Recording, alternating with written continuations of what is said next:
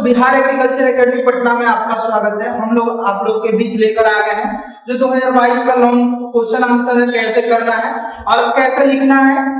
अभी तक जो भी बच्चे कुछ नहीं पढ़े हुए हैं तो उन लोगों को, जो अभी तक लॉन्ग क्वेश्चन भी जिनका तैयार नहीं है, तो वो लोग हमारे साथ जुड़कर अपने क्वेश्चन आंसर को कैसे लिखना है, इन सारी चीजों की भी तैयारी कर सकते हैं आप लोग। और इसके साथ साथ जो आपका शॉर्ट क्वेश्चन है और इसके साथ ही साथ जो आपका एमसीक्यू क्वेश्चन है, इन सारी चीजों के लिए हम लोग वीडियो प्रोवाइड कर रहे हैं आप लोगों को, और इसके साथ ही साथ पीडीएफ भी प्रोवाइड करेंगे। जो और इसमें अगर पीडीएफ आप लोगों को लेना है तो आप डिस्क्रिप्शन बॉक्स में दिया गया है लिंक, जिसका टेलीग्राम और आपका व्हाट्सएप का, वहां से आप लोग जाकर डाउनलोड करके ये सारी चीजों को देख सकते हैं। और आप लोग देखिए, हम लोग इसमें बात करेंगे कि जो अभी तक टाइम बच गया है आप लोगों के, रिवीजन का टाइम है और ज्यादा से ज्यादा प्रैक्टिस करने की टाइम नहीं है।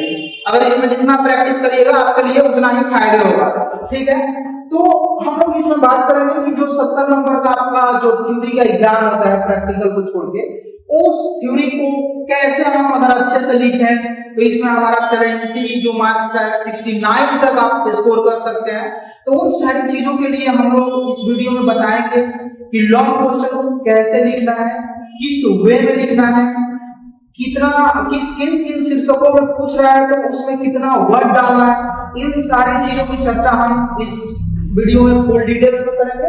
तो सबसे पहले आ जाइए, हम लोग देखते हैं 2022 का जो प्रीवियस ईयर का क्वेश्चन है, वो क्वेश्चन कैसे पूछा गया और उसमें हम लोग कैसे आंसर किया है। और इन्हीं सारी चीजों को अगर आप लोग फॉलो करते हैं तो नो डाउट आप लोगों के भी नंबर अच्छे आएंगे और आपकी तैयारी भी एक बेहतर तैयारी होगी। और इसमें आपका एक साथ तीनों तैयारी होगा, जो आपका पूरा का पूरा आपके एग्जाम पे डिपेंड करेगा।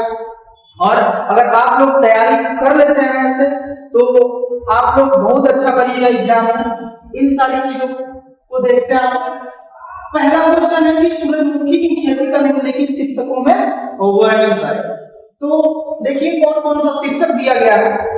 इसमें जो आपका पहला क्वेश्चन है सूरजमुखी की खेती का निम्नलिखित शीर्षकों में वर्णन करें। अब इसमें हम देखेंगे कि कौन कौन सा शीर्षक दिया गया है और इसमें कैसे आंसर को लिखने का जो शुरुआत है उसको कैसे करना है, इन सारी चीजों को हम देखते हैं। तो पहला जो आपका शीर्षक है वो है आपका मिट्टी। फिर आपका उन्नत प्रभेद, जिसको हम क्या कहते हैं, वैरायटी बोलते हैं, उन्नत प्रभेद या किस्म बोलते हैं इसको, ठीक है। फिर है बुआई का समय और उसके बाद है आपका बीज दर और खाद एवं उर्वरक। तो देखिए स्टार्ट कैसे करेंगे कि सूरजमुखी की खेती का निम्नलिखित शीर्षकों में वर्णन इस प्रकार से है। पहला है मिट्टी। सामान्य रूप से सूरजमुखी की खेती जीवांश तथा नमी बनाए रखने वाली, जिसमें कुछ जीवों के अवशेष, कुछ पेड़ पौधों के अवशेष जो होते हैं मिट्टी में रहते हैं और उसको जब सड़ा कर ला देते हैं उसी में, तो हम उसको जीवांश बोलते हैं। जीवांश हुई तो खाद हो जाता है। तथा नमी बनाए रखने वाली सभी प्रकार की भूमि में की जा सकती है या की जाती है, परंतु सूरजमुखी की सफल खेती के लिए प्रचुर उर्वरा शक्ति वाली उदासीन पीएच वाली, उदासीन पीएच की कितना रहेगा तो उसको उदासीन पीएच कहेंगे, पीएच मान। तो जिसका पीएच मान 7 रहता है उसको हम उदासीन पीएच वाली दोमट तथा मटियार दोमट भूमियां उपयुक्त रहती है। जिस खेत में सूरजमुखी लगाना उसमें जल निकास का प्रबंध उत्तम होना चाहिए। जल निकास मतलब जहां पे जल जमा होता है तो वहां से जल को निकलने के लिए भी समुचित व्यवस्था या समुचित प्रबंधन होना चाहिए, जिससे कि वहां जल जमाव ना हो। और जल जमाव जब होगा तो पौधे खराब हो जाएंगे, इसीलिए हम उत्तम जल निकास की व्यवस्था रखते हैं। उसके बाद क्या है कि दूसरा जो आपका शीर्षक है वो है कि उन्नत प्रभेद कह रहा है कि उन्नत वैरायटी कौन कौन से हैं सूरजमुखी के। तो देखिए सूरजमुखी की उन्नत किस्म निम्न है। पहला है संकुल, जिसको हम कंपोजिट बोलते हैं। संकुल होता है एक संकर और कुछ अन्य किस्में भी। तो संकुल किस्म में पहला है modern, Surya, CO1, पैराडेविक, DRS, F, ठीक है। तो ये आपका संकुल वैरायटी है। मॉडर्न, सूर्या, पैराडेविक, ये तीनों वेराइटी सूरजमुखी के बहुत ही इंपॉर्टेंट है। यहाँ से क्वेश्चन इंट्रेंस में पूछता है कि मॉडर्न किसका वेराइटी है, तो उसमें ऑप्शन में आपका सूर्यमुखी भी मिलेगा, तो सूरजमुखी का ये वेराइटी है। पैराडेमिक भी एक भी क्वेश्चन इंपॉर्टेंट है। उसके बाद क्या है, ये एमसीक्यू क्वेश्चन में भी जो आपका ऑब्जेक्टिव टाइप क्वेश्चन होता है उसमें भी पूछता है। संकर प्रोडक्ट की बात करें तो BSH1 ये सनफ्लावर का जो सूरजमुखी है उसका पहला हाइब्रिड वेराइटी है। कौन? BSH1 KBSH1, ठीक है, इसको लिख लीजिए फर्स्ट हाइब्रिड वेराइटी। क्या है? First hybrid variety. और ये क्वेश्चन पूछा हुआ है और क्वेश्चन इंपॉर्टेंट भी है कि सूरजमुखी का पहला हाइब्रिड वेराइटी कौन सा है, तो BSH1। MSAH1 और 17 BASH44 ज्वालामुखी, तो ये सारे वेराइटी है हाइब्रिड। अन्य उन्नत किस्म तारा और मंजीरा। अन्य उन्नत किस्म कौन से है? तारा और मंजीरा, तो ये आपके वेराइटी हो। तीसरा है जो शिक्षक है बुआई का समय, तो सूरजमुखी की बुआई कब करते हैं, तो देखिए सूरजमुखी का 7 पर बुआई जा सकती है। इसके लिए फसल बुआई विभिन्न मौसमों में निम्नवत की जानी चाहिए। अब देखिए खरीफ में जुलाई के प्रथम सप्ताह से अगस्त तक, रबी में कब करते हैं, तो मध्य अक्टूबर से 30 नवंबर, मतलब 15 अक्टूबर से 30 नवंबर, जाए 15 फरवरी से 15 मार्च। तो जैसे मक्का की खेती हम तीनों मौसमों में कर रहे थे, वैसे ही सूरजमुखी की भी खेती हम तीनों मौसमों में आसानी से कर सकते हैं और इन तीनों के लिए अलग अलग समय है, तो आप लोग देख लीजिए। और उसके बाद है चौथा शिक्षक है बीज दर, तो सूरजमुखी के संपूर्ण किस्म के लिए जो कंपोजिट है उसके लिए 10 किलोग्राम बीज चाहिए प्रति हेक्टेयर, ठीक है। जब भी हम एग्रीकल्चर में बात करते हैं तो हेक्टेयर में बात करते हैं। अगर बात किया जाए 1 हेक्टेयर में कितने कट्ठा होते हैं, तो 1 हेक्टेयर बराबर 67 कट्ठा होता है, ये बिहार में। अगर यूपी में इस 80 कट्ठा कौन हेक्टेयर बोला जाता है, तो हम कभी भी ये हेक्टेयर नहीं, हम क्या करते हैं एग्रीकल्चर सेक्टर में बात करते हैं। जब भी हम कोई मात्रा लेते हैं तो हेक्टेयर में ही देते हैं। उसके बाद क्या करना, उसके बाद अगर कट्ठा की बात किया जाए तो आप लोग उसको न्यूमेरिकल से निकाल सकते हैं कि एक कट्ठा में उसके हिसाब से कितना लगेगा, ठीक है। चाहिए तथा संकर किस्म के लिए 5 किलोग्राम प्रति हेक्टेयर बीज डालना चाहिए। ये क्वेश्चन इंपॉर्टेंट है, ये ऑब्जेक्टिव में क्वेश्चन भी पूछा हुआ है कि संकर सूरजमुखी की बीज दर कितनी होती है, तो कितनी होती है आपके 5 किलोग्राम प्रति हेक्टेयर। और संकुल के लिए या नॉर्मल वैरायटी के लिए बोला जाए तो 10 किलोग्राम प्रति हेक्टेयर। उसके बाद है जो आपका खाद एवं उर्वरक, जो आपका 5वां शीर्षक है, तो इसमें है कि अधिक उपज लेने के लिए उर्वरक डालना बहुत ही जरूरी होता है, ठीक है। और उर्वरक डालने से पहले मिट्टी की जांच कर लेनी चाहिए। मिट्टी की हम जांच कर लेते हैं, उसके बाद ही उर्वरक डालेंगे। अगर जांच न कर सके तो सामान्य भूमि में 1 हेक्टेयर के लिए 5 टन गोबर की सड़ी खाद को बुआई से 20 से 30 दिन पहले खेत में डालकर अच्छी तरह मिला लेना चाहिए। जब भी हम गोबर की खाद देते हैं खेतों में तो हम 20 से 30 दिन पहले ही खेत में देते हैं, ठीक है ना। 3 से 4 सप्ताह पहले देते हैं, ताकि क्या हो कि मिट्टी में अच्छी प्रकार और क्या हो सड़ गल जाए, और ताकि वो क्या हो कि वो अच्छी तरह से मिल जाए, ठीक है ना। इसके लिए हम क्या करते हैं, पहले ही दे देते हैं। तो क्या है, उसके बाद क्या है, और इससे क्या होता है कि जब हम अच्छी तरह मिला देते हैं तो जो भी हम प्रोडक्ट लेते हैं उसकी गुणवत्ता अच्छा होता है, वो अच्छे क्वालिटी का होता है। अगर हम अच्छे से ना मिक्स कर पाए उस चीजों को तो बहुत सारे हमारे फल या जो भी है सब्जी है उसकी गुणवत्ता पे इसका पूरा इम्पैक्ट पड़ता है। संकुल किस्म के लिए 60, 80, 40 किलोग्राम नाइट्रोजन, फास्फोरस, पोटाश प्रति हेक्टेयर, और संकर के लिए 80, 90, 40 किलोग्राम नाइट्रोजन, फास्फोरस, पोटाश प्रति हेक्टेयर प्रयोग करना चाहिए। प्रयोग की विधि क्या होती है, तो हमने बताया है पहले कि नाइट्रोजन की आधी मात्रा, फास्फोरस और पोटाश की पूरी मात्रा बुआई के समय प्रयोग करना चाहिए, तथा नाइट्रोजन की शेष आधी मात्रा 2 बराबर भागों में बांटकर, यहाँ बांटकर 2 बराबर भागों में बांटकर सिंचाई के बाद एवं फूल लगने के समय ऊपर से छिड़काव करना चाहिए। ऊपर से छिड़काव करने का हम क्या बोलते हैं, इसको हम बोलते हैं आपका टॉप ड्रेसिंग बोलते हैं। क्या बोलते हैं?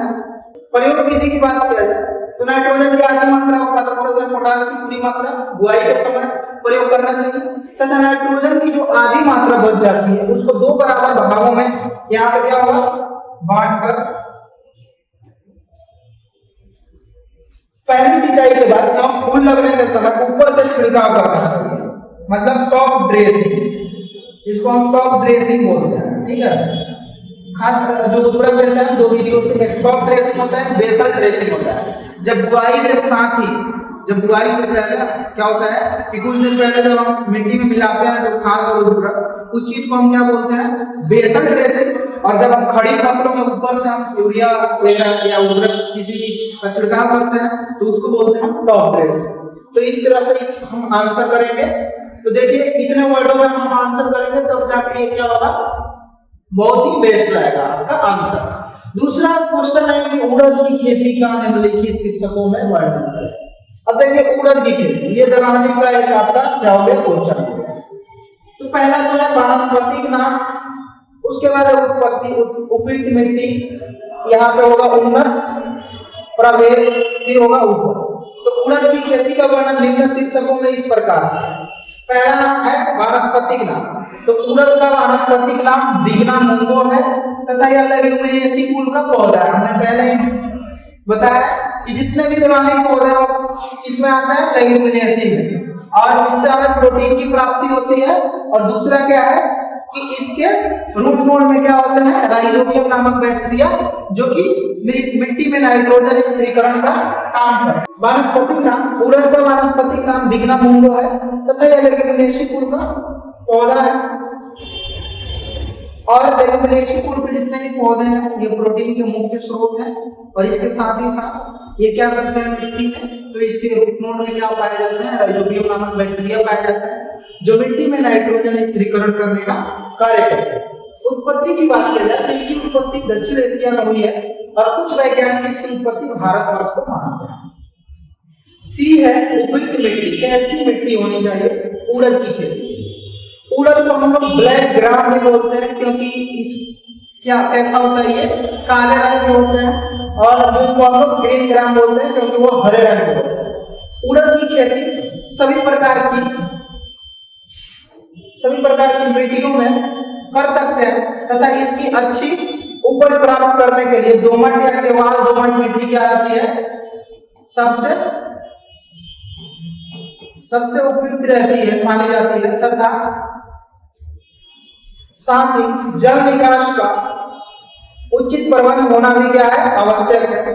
उन्नत प्रभेद की बात किया जाए जो किस्म है उसमें उड़द की खेती के लिए उन्नत प्रभेद इस प्रकार है। तो T1 पंत उर्द 30, पंत उर्द 31, पंत उर्द 35, ठीक है, पंत उर्द 30 से लेकर 35 तक, और शेखर नवीन है, ठीक है। तो ये आपके उड़द का क्या हो गया वैरायटी हो गया। अब इसमें पांचवा शीर्षक है उपज कितना होता है। तो उड़द की अधिक उपज इसके प्रबंधन के ऊपर निर्भर करता है, और उड़द से हमें औसत उपज 10 से 12 क्विंटल प्रति हेक्टेयर होते हैं। तो इस तरह से हम क्वेश्चन का आंसर करेंगे। 6 क्वेश्चन आपको मिलेंगे लॉन्ग क्वेश्चन, आपको 3 ही क्वेश्चन करने होते हैं। तो वैसे क्वेश्चन का सिलेक्शन करिए जो आपको पूरी तरह से आता हो, तो उन सारे क्वेश्चनों को आप तैयार कर लेते हैं। तो क्या होता है कि आप लिखने में एकदम सक्षम हो जाएंगे, और आपके जो हाथ है वहां रुकेगा नहीं, ठीक है ना। तो इस तरह से आप तैयारी करिए और हमारे साथ जुड़िए, और जुड़कर आप लॉन्ग क्वेश्चन, शॉर्ट क्वेश्चन और साथ ही साथ जो एमसीक्यू क्वेश्चन है उसको भी तैयारी करिए, ताकि आपके जो 35 नंबर इधर फिक्स हो जाए, और बाकी जो आपके लॉन्ग क्वेश्चन और शॉर्ट क्वेश्चन है उसको भी हम करा रहे हैं, ताकि आपको कोई प्रॉब्लम ना हो। तीसरा क्वेश्चन है कि तोरी की खेती का निम्नलिखित शीर्षकों में वर्णन करें। तोरी ये तिलहनी वाली फसल है जिससे हमें तेल प्राप्त होता है। अब इसमें देखेंगे कि क्या है। पहला क्वेश्चन है कि उत्पत्ति, ठीक है, वितरण, किस किस क्षेत्र में उगाते हैं, उन्नत प्रभेद, बीजोपचार, बीज की उपचार कैसे करते हैं बीज बोने से पहले और खाने में उर्वरक। तो तोरी का खेती का वर्णन कुछ इस प्रकार से है। पहला लाइन लिखेंगे और उसमें पहला हेडिंग डालेंगे जो शीर्षक दिया गया उत्पत्ति।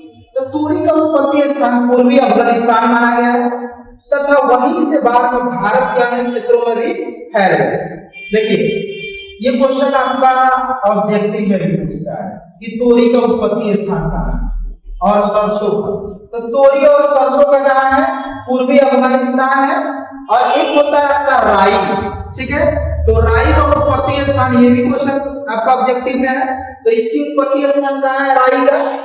राई का अगर पूछेगा तो वहां चीन में है इसका, ठीक है।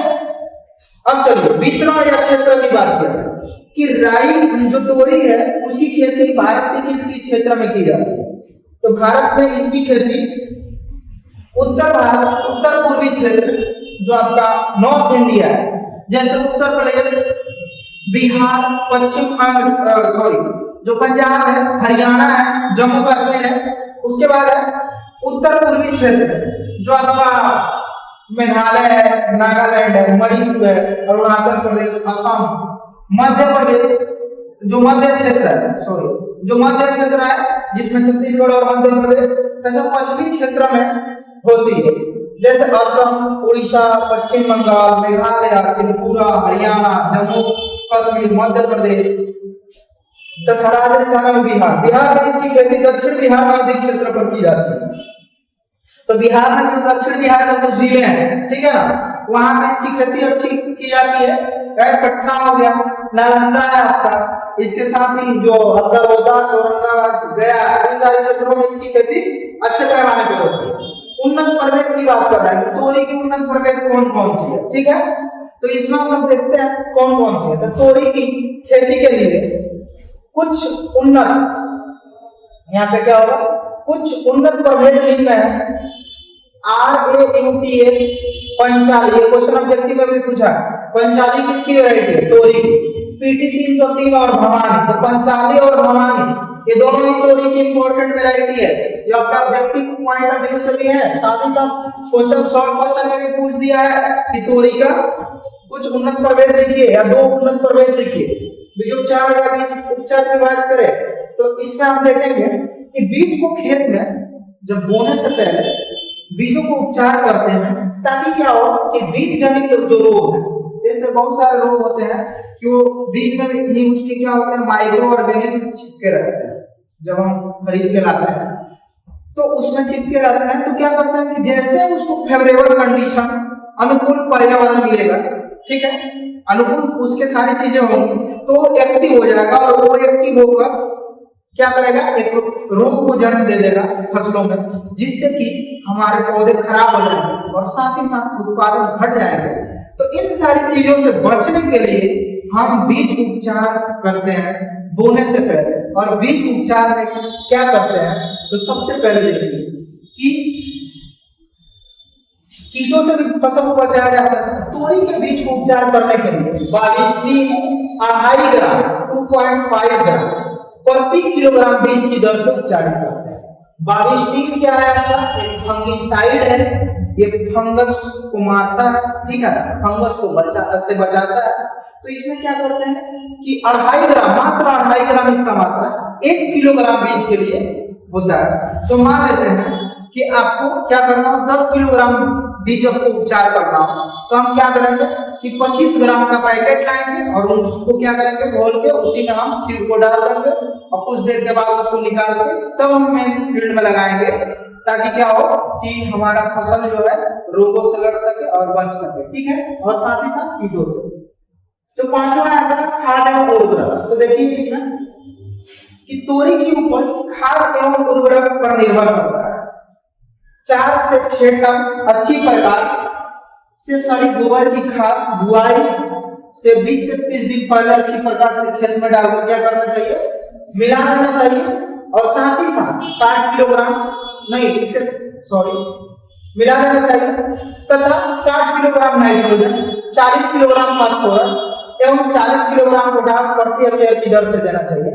और बुआई के समय नाइट्रोजन की आधी मात्रा एवं हमने बताया है पहले कि जो दलहनी फसल है उन सब में स्टार्टर डोज में नाइट्रोजन, फास्फोरस, पोटास, आपको जो भी जिंक सल्फेट देना है सब साथ ही में देंगे।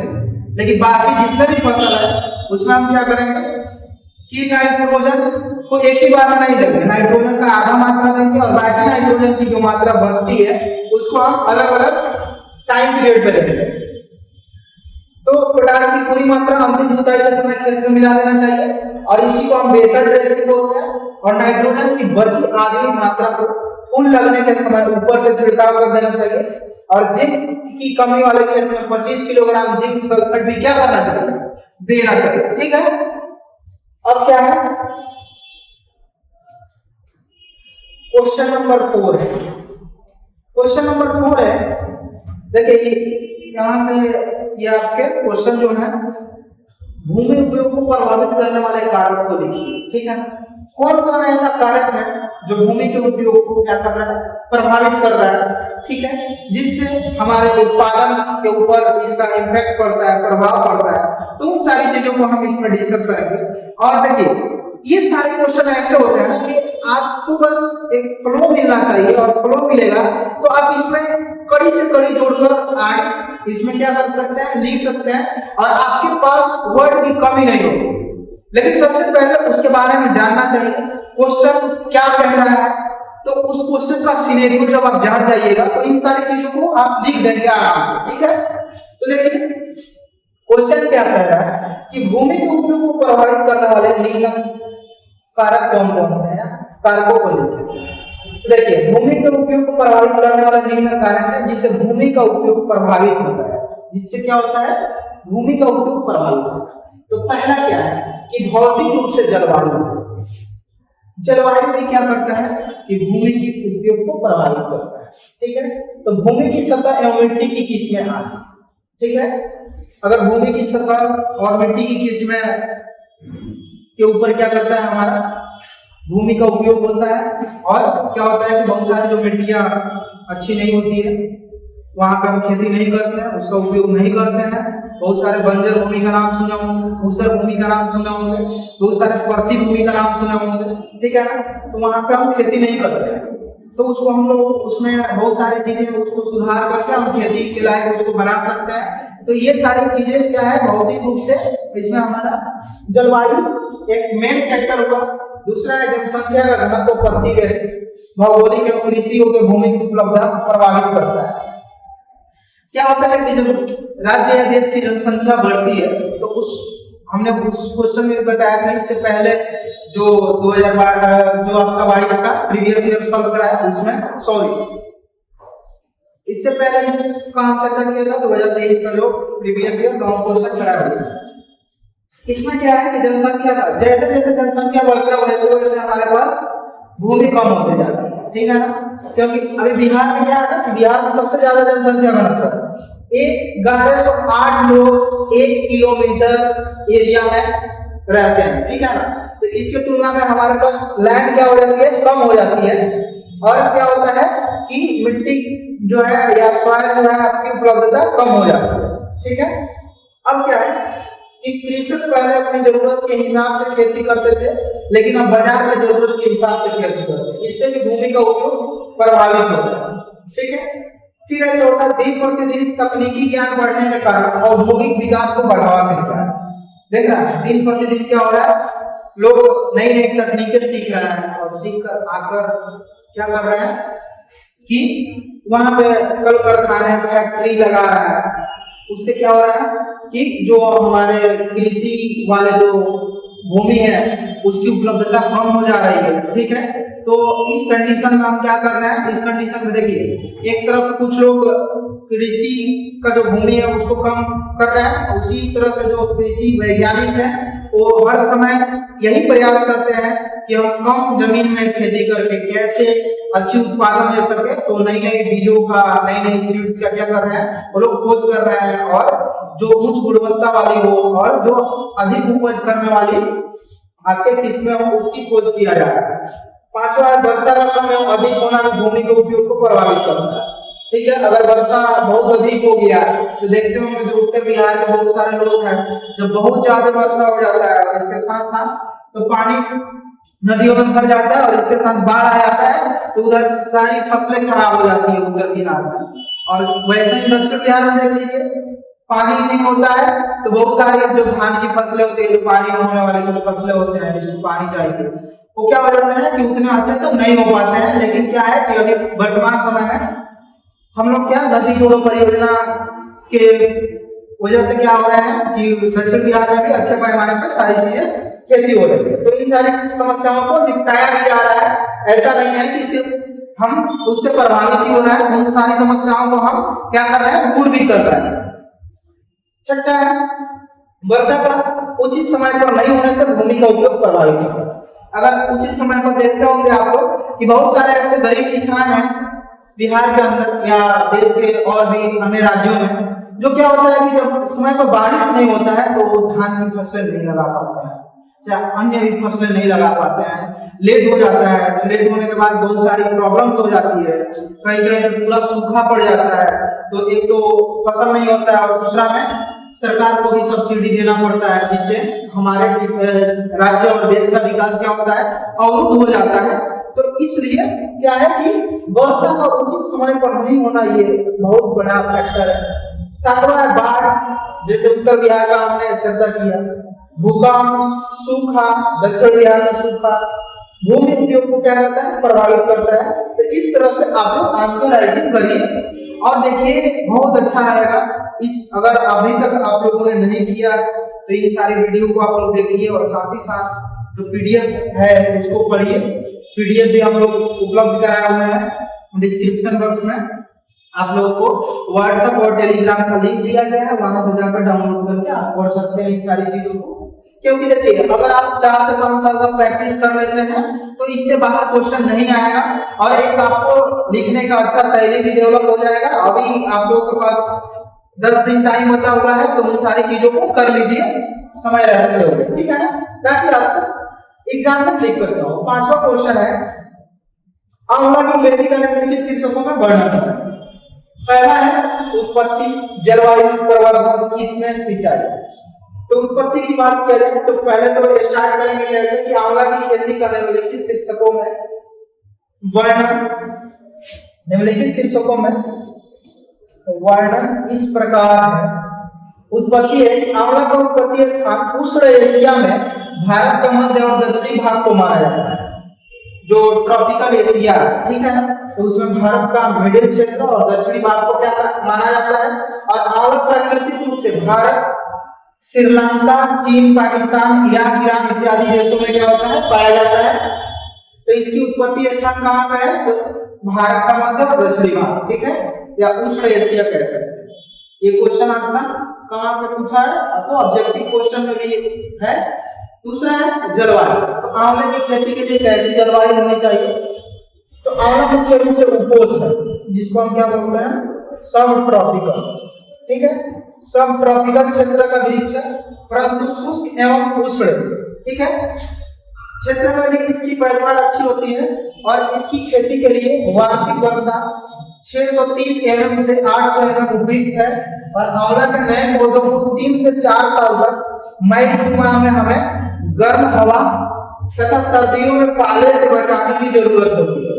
तो ये आपका जलवायु हो गया।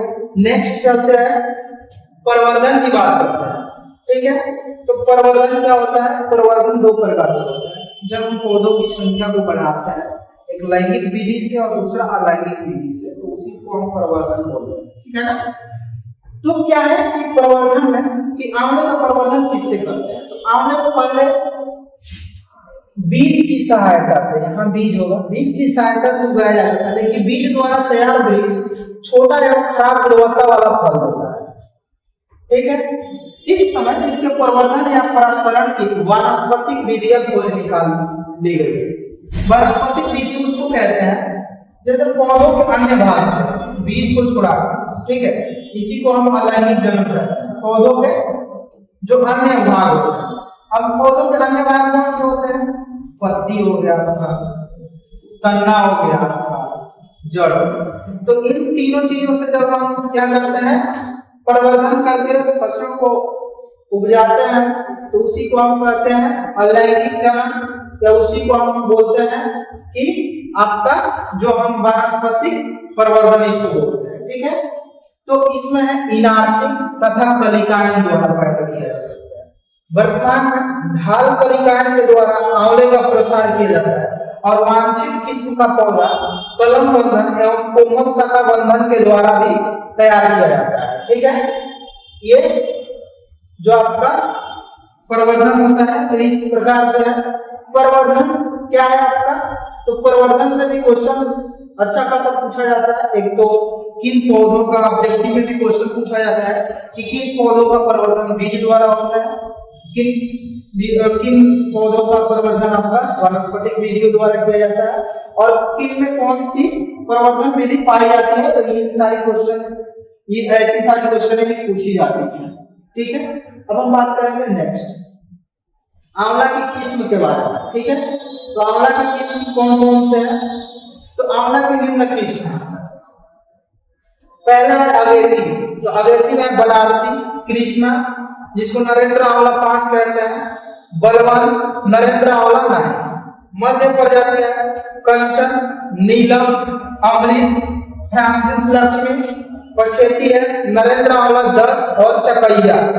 ठीक है, चकैया इंपॉर्टेंट वैरायटी है। कंचन, बनारसी, कृष्णा, अमृत, ये सारे क्या है आपके आंवला के मोस्ट इंपॉर्टेंट वैरायटी है। और ये शॉर्ट क्वेश्चन में भी पूछता है कि आंवला के 2 किस्मों का नाम लिखे या 3 किस्मों का नाम लिखे। यहाँ से ऑब्जेक्टिव भी क्वेश्चन पूछे जाते हैं। लास्ट है सिंचाई, तो आंवला सुखाड़ जैसे विषम परिस्थितियों को आसानी से सहन कर सकता है। आंवला की खेती हम ऐसे स्थानों पर भी कर सकते हैं जहाँ पे बहुत ज्यादा सूखा भी पड़े, जैसे राजस्थान का नाम सुने होंगे, वहाँ बहुत सारे सूखा पड़ता है। ठीक है ना, बहुत ज्यादा सूखा पड़ता है, वहां पे भी हम क्या करते हैं आंवले की खेती कर सकते हैं आसानी से। अतः इसे सिंचाई की आवश्यकता नहीं पड़ती है। साधारणतः नए पौधों को स्थापित करने के लिए गर्मी में 10 से 15 दिन के अंतराल पर या पुराने वृक्षों में खाद डालने के तुरंत बाद सिंचाई की जाती है, और फूल आने के समय सिंचाई नहीं करनी चाहिए। ठीक है, नेक्स्ट क्वेश्चन है कि मूली की खेती का निम्नलिखित शीर्षकों में वर्णन करें। ये लास्ट क्वेश्चन है, और मूली की खेती का निम्न शीर्षकों में वर्णन करना है। देखते हैं कि कौन कौन से इसमें शीर्षक दिया गया है। तो पहला है इसमें कुल, जो आप फैमिली बोलते हैं, इसके अलावा उन्नत किस्म, मिट्टी, खाद्य उर्वरक, उपज। ठीक है, तो हम स्टार्ट करेंगे कि मूली की खेती का वर्णन निम्न शीर्षकों में इस प्रकार से है। इसका वैरायटी सॉरी इसका फैमिली है जिसको कुल बोलते हैं। मूली क्रूसीफेरी कुल का पौधा है। अब क्रूसीफेरी कुल में जितने भी सरसों वर्गीय फसल आते हैं सभी क्रूसीफेरी में आते हैं, और इसको हम ब्रेसिकेसी भी बोलते हैं। इसका 2 नाम है, एक क्या नाम है ब्रेसिकेसी। ठीक है, और इसमें गोभी वर्गीय जो सब्जियां आती हैं, ठीक है, जैसे फूल गोभी, गांठ गोभी, पत्ता गोभी, ठीक है, ब्रोकली, ये सारी किसमें आती है क्रूसीफेरिया। इसका वानस्पतिक नाम राइफेनस सेटाइवस। क्या नाम है, राइफेनस सेटाइवस। अब है दूसरा उन्नत किस्म। तो मूली की किस्मों को 2 भागों में बांटा गया है। एक होता है एशियाई किस्म, एक होता है यूरोपियन किस्म। ठीक है, एक होता है देसी और एक होता है विदेशी। तो आइए एशियाई किस्म की बात करें, तो या इसकी हम बुआई उष्णकटिबंधीय जलवायु तथा समशीतोष्ण जलवायु के लिए उपयुक्त है या करते हैं। इसकी जड़ें लंबी होती है, जो देसी होती है या एशियाई होती है उसकी जड़ें कैसी होती है, लंबे होती है। 45 से 50 दिनों में यह तैयार हो जाता है। लगभग 1.5 महीने में क्या होता है, ये तैयार हो जाता है। इसकी जो वैरायटी है जापानी वाइल्ड, पूसा देसी, ये पूसा देसी इंपॉर्टेंट वैरायटी है मूली की।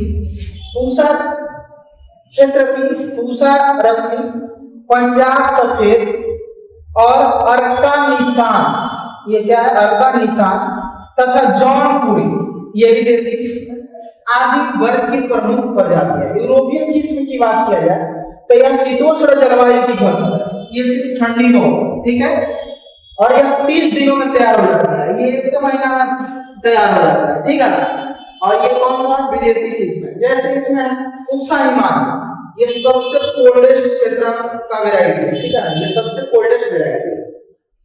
रैपिड रेड, क्या है rapid red, white tips, scarlet glow, इस वर्ग की प्रमुख फसल। तीसरा आपका मिट्टी, तो मूली की खेती सभी प्रकार की मिट्टियों में आसानी से उगाई जा सकती है, परंतु अच्छी उपज प्राप्त करने के लिए उचित जल निकास वाली भुरभुरी, जीवांश बलुई दोमट मृदा सर्वोत्तम मानी जाती है। मूली की खेती सभी प्रकार की मिट्टियों में की जा सकती है, परंतु अच्छी जल निकास वाली और इसके साथ साथ जिसमें जीवांश वित्त मात्रा उपस्थित हो, और बलुई दोमट मिट्टी इसके लिए क्या होती है, सबसे सर्वोत्तम मानी जाती है। और लास्ट है आपका इसमें खाद एवं उर्वरक कि मूली की अच्छी उपज प्राप्त करने के लिए 20 टन गोबर की अच्छी प्रकार से सड़ी हुई खाद हम कब देते हैं, तो बुआई से 15 दिन पूर्व अच्छी प्रकार से मिला देते हैं, ताकि क्या हो कि अच्छी प्रकार से उसमें जो सड़ा भी नहीं रहता है, कुछ बच जाता है तो अच्छी प्रकार से सड़ जाता है। और क्या होता है, जब सड़ जाता है अच्छी प्रकार से तो जो भी हमारे फ्रूट्स होते हैं या इसके अलावा जो सब्जियां होता है उसका गुणवत्ता भी अच्छा होता है, वो साफ सुथरा होता है। तो ये इसीलिए हम जब भी खाद देते हैं तो उसको हम 15 से 20 दिन या 3 से 4 सप्ताह पहले खेतों में दे देते हैं और उसको अच्छी तरह मिला देते हैं। साथ ही 100 किलोग्राम नाइट्रोजन, 60 किलोग्राम फास्फोरस और 100 किलोग्राम पोटास प्रति हेक्टेयर देते हैं। तो फास्फोरस अगर इसके देने की विधि की बात किया जाए कि इसको कैसे अप्लाई करते हैं, तो फास्फोरस एवं पोटास की पूरी मात्रा और नाइट्रोजन की आधी मात्रा बुआई के समय देते हैं तथा शेष नाइट्रोजन की आधी मात्रा जड़ बढ़ने के समय ऊपर से छिड़काव को हम टॉप ड्रेसिंग कहते हैं के रूप में करते हैं, और जो हम बुआई के समय देते हैं उसको बेसल ड्रेसिंग कहते हैं। और हमने आप लोगों को बताया था जब दलहनी फसल पढ़ा रहा था तो उसमें बताया था कि जो नाइट्रोजन, फास्फोरस और पोटास का जो मात्रा होता है दलहनी फसलों में हम एक ही साथ देते हैं तो उसको हम स्टार्टर डोज कहते हैं। बाकी जितने भी फसल है उसमें हम क्या करते हैं, फास्फोरस और पोटास का मात्रा पूरा देते हैं, नाइट्रोजन के जो मात्रा देते हैं उसको हम पहले आधा देते हैं और फिर बाकी जो आधा बचता है उसको हम टॉप ड्रेसिंग के रूप में छिड़काव करते हैं। ठीक है, इसमें पांचवा जो शीर्षक है आपका उपज, कि कितना उपज होता है मूली की। तो देसी और एशियाई किस्म की अगर बात किया जाए जो 1.5 से 1.5 महीने में लगभग तैयार होता है उसकी उपज 150 से 200 क्विंटल प्रति हेक्टेयर होता है। और जो यूरोपियन किस्म है जिसको हम विदेशी किस्म बोलते हैं वो 50 से 80 क्विंटल प्रति हेक्टेयर उपज देता है। तो इस तरह से अगर आप लोग आंसर करते हैं तो आप लोगों का कॉपी देखने में बहुत अच्छा लगेगा, एग्जामिनर भी खुश होगा। तो इस तरह से आप लोग प्रैक्टिस हमारे साथ जुड़कर करते रहिए और बाकी जो भी और भी जो आप लोगों का प्रीवियस ईयर क्वेश्चन है साथ ही साथ मॉडल सेट है उसका भी हम लोग वीडियो तुरंत लेकर आने वाले हैं। और इसमें जिसमें एमसीक्यू क्वेश्चन रहेगा, शॉर्ट क्वेश्चन रहेगा और लॉन्ग क्वेश्चन हम लोग करा रहे हैं आप लोगों के भी। तो इन सारी चीजों से आप लोग प्रैक्टिस करिए और साथ ही साथ वीडियो को बार बार पढ़िए, जिससे क्या होगा कि आपका एक कंसेप्ट डेवलप हो जाए ताकि आपको एग्जाम के दिन कोई प्रॉब्लम ना हो। और अगर आप लोग को पीडीएफ चाहिए तो डिस्क्रिप्शन में लिंक दिया गया है टेलीग्राम और व्हाट्सएप का, वहां से जाकर आप लोग डाउनलोड कर दें। और आज के लिए बस इतना ही और मिलते हैं आप लोगों से हम फिर नेक्स्ट क्लास में।